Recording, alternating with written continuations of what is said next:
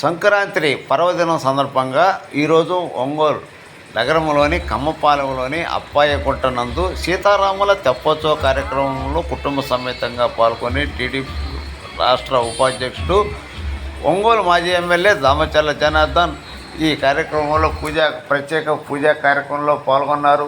అత్యధిక సంఖ్యలో ప్రజలు పాల్గొని ఈ తెప్పోత్సవాన్ని తిలకించారు. ఈ సందర్భంగా సాంస్కృతిక కార్యక్రమాల్లో అలరించాయి.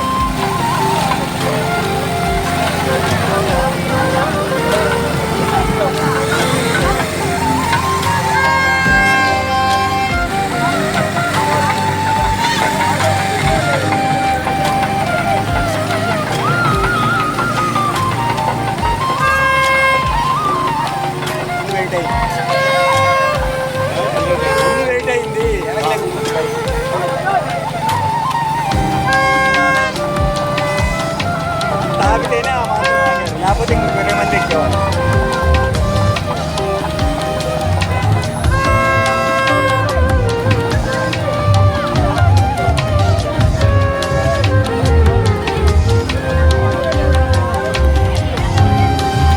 ఈ పక్క డౌన్ అవుతుంది, ఆ పక్క జనాలు ఇంటి పక్క